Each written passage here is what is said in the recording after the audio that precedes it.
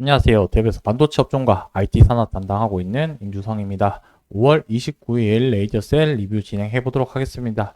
현재 시장은 온통 AI뿐밖에 내용이 없는 상태인데 레이저셀도 같이 동반 상승을 하고 있는 흐름을 보이고 있습니다.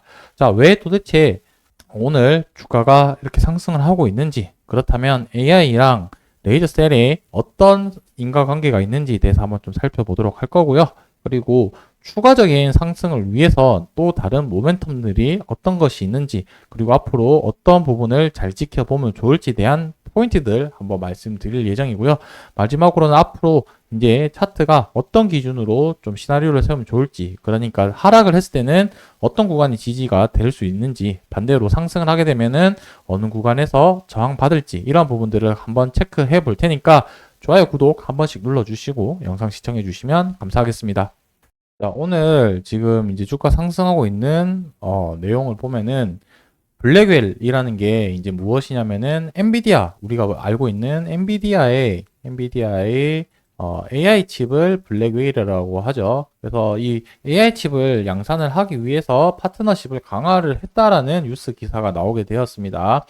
자, 보게 되면은 엔비디아의 차세대 AI GPU 블랙웰에 대해서 본격 양산을 개시한 레이저셀의 주가가 크게 오르고 있다라고 적혀져 있고, 결국에 현재는 이 AI와 관련된 칩과 관련된 내용으로 주가가 상승을 했다라고 보시면 될 것 같습니다. 그래서 뭐 여기 뉴스 기사에서는 양산 관련된 내용만 있고 어떤 기술적인 부분은 표현은 잘 되어 있는 것 같지는 않은데, 이 부분에 대해서 좀 더 자세히 읽어보면은 이전 차세대 GPU인 아다 러브레이스 양산에도 참여 경험이 있어 블랙웰 양산에도 성공적으로 수행할 것으로 기대가 된다. 뭐 이 부분에 대해서 지금 좀 뉴스 기사를 살펴보면은 아직 확정된 거는 아닌 걸로 좀 판단이 되어지고요. 하지만 이러한 기대감 때문에 지금 올라가고 있는 건 사실이다. 그래서 추후에 이렇게 좀 기대감으로 올라갔을 때 특징은 주가가 다시 조금 반납할 수도 있다라는 점이 있고, 확정이 되는 순간에 다시 한번 또 반등 나올 수 있는 그런 모멘텀이 될 수 있다라고 이해해 주시면 좋을 것 같습니다. 그래서 이러한 이슈 사항이 있다라고 보면 좋을 것 같고요. 거기에 더불어서 오늘 이렇게 기대감을 낼 수 있었던 부분은 엔비디아가 주가가 또 7% 상승을 했기 때문이지 않을까라고 생각을 합니다. 앞서 말씀드린 것처럼 이 엔비디아가 지금 이 한 종목의 주가만 나타내는 것이 아니라 이 AI라는 테마를 형성을 하고 있고, 더 나아가서는 전 세계적으로 이 반도체에 영향을 줄 수 있는 종목이기 때문에 현재로서 이 엔비디아를 잘 주시하고 모니터링 하는 게 좀 중요한 포인트지 않을까라고 생각합니다. 그래서 결국에 엔비디아가 7% 급등을 했다라는 거는 아직까지도 더 상승 여력이 남아있다는 뜻으로 해석이 되는 거고, 시장에서 참여자들이 더 성장 가능하고 매출액이 증대될 거라고 보기 때문에 이런 기대감이 반영되는 거지 않을까라고 생각을 하고 있습니다.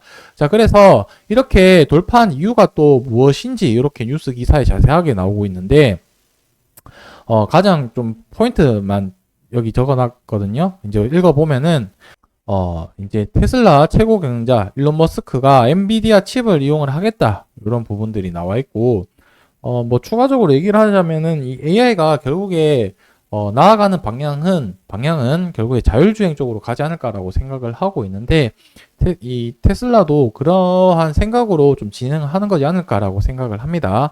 그리고 추가적으로 슈퍼컴퓨터를 만들겠다, 이 GPU를 가지고. 그리고 액면 분할 소식도 있었죠. 10대 1로 하겠다. 이게 6월 중으로 이제 한다라고 했었는데, 추가적으로 배당금 150%또 증가한다는 말이 있기 때문에 이 부분에 대해서 좀 주주하는 정책을 펼치는 게 좀 긍정적으로 보인다. 그리고 다우지수 편입 가능성을 호재가 만발했기 때문에 엔비디아 주가 상승을 했었고, 오늘 더불어 이 반도체 관련해서 긍정적인 가운데 아까처럼 엔비디아와 협력을 한다는 그런 기대감으로 주가가 또 반등을 보이고 있다, 이렇게 정리를 할 수가 있겠죠. 그리고 추가적으로 좀 내용이 몇 개 더 있긴 한데, 오늘은 좀 포인트들만 조금 잡고 다음번에 또 몇 개 더 말씀드리도록 하겠습니다. 현재 금리가 또 가장 좀 중요한 변수 중에 하나라고 생각이 들고요. 이 금리를 인하가 언제 되는 시점이 우리가 좀 관찰 추적을 해볼 필요 있을 텐데, 현재로서는 11월 달에 그러니까 올해는 한 번을 인하를 하겠다라는 게 이제 업계의 대부분 생각하고 있는 추세라고 보면 될 것 같은데, 자, 문제는 그 시기가 언제냐 부분이 좀 가장 궁금하지 않을까라고 생각을 합니다.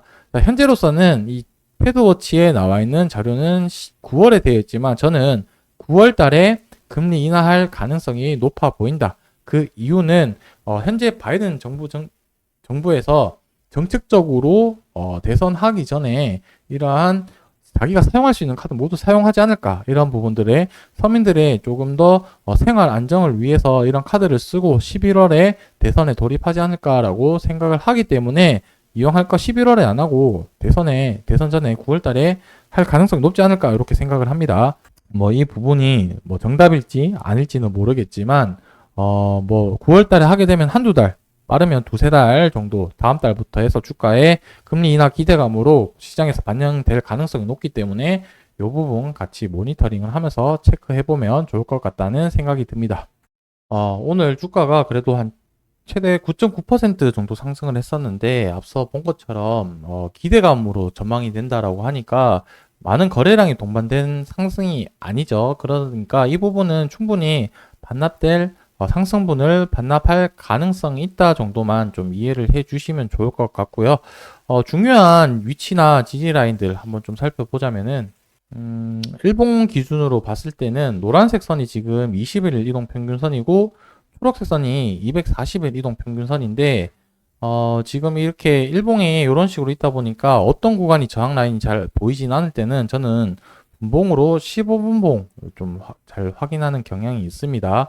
그럼 이렇게 봤을 때 지금 요 정도 시점이나 요 정도 시점에서 저항 라인 구간이 생길 가능성이 좀 높아 보이죠. 왜냐하면 같이 계속해서 매물대를 돌파를 못하는 이런 저항 라인들이 보이는 구간이 저항 라인 가능성이 높기 때문에 이렇게 좀 줄을 그어봤고, 지금 거의 현재 거의 저항 라인 선에서 왔기 때문에 주가가 쉽사리 못 올라가고 있는 상황이지 않을까라고 생각을 합니다.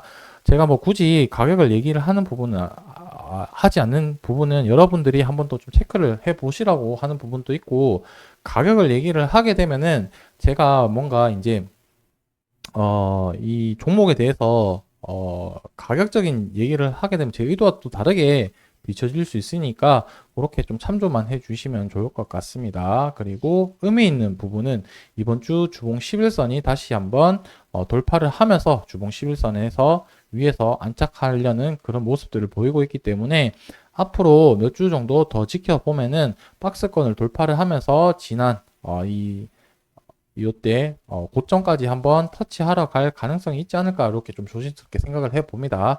반대로 하락을 하게 되면은 241선의 지지 여부와 그리고 전저점의 지지 여부들을 이런 식으로 좀 체크를 해보면 좋을 것 같다라는 생각이 듭니다.